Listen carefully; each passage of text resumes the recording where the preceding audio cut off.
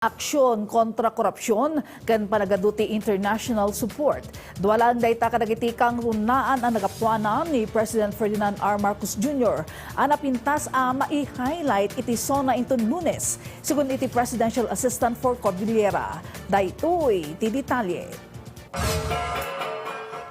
Makitkita itan ti pagilyan iti panagbalbaliw nga inkari ni Presidente Ferdinand R. Marcos Jr. nga imbitla na iti State of the Nation Address iti taon 2025.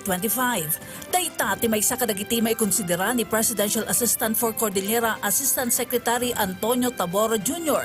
Akang runa na nagapuanan ti Presidente ang nasayaat ang madakamat iti SONA 2026. Number one, yung pagbabago na sinabi niya last time. Nakita natin yung kanyang layunin na magkaroon ng pagbabago. Mahiya naman po kayo. No? Nang dahil sa mahiya naman po kayo, magkaroon na matagal na investigasyon. O at least ngayon mayroon na priso. Kinunanaan aksyonan ti Presidente ti parikot iti korupsyon kas iti kontrobersyal a flood control project asaan an aramid idi napalabas nga administrasyon. Para kenkwana, may sampay ang napintas ang naaramin ni PBBM ang may sa a working president kati adu nga international support ang naala na ang makatulong iti ekonomiya ti pagilyan. I noticed na international support, which is true.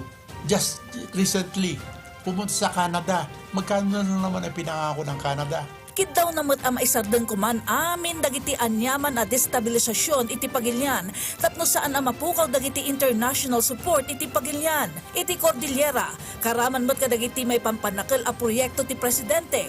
Ti Value Chain Innovation for Sustainable Transformation in Agrarian Reform Communities, Buena Vista, housing projects kadagiti state universities and colleges, ken ti Yakap program. Kabiyatan na daytoy mo't ti makunani Asek Tabora kadagiti mangibagbaga ang nakapsot ti Presidente. Siya nga nagpatupad nitong anti-corruption. Di ba? Siya nagtatrabaho. But by nature, I know him.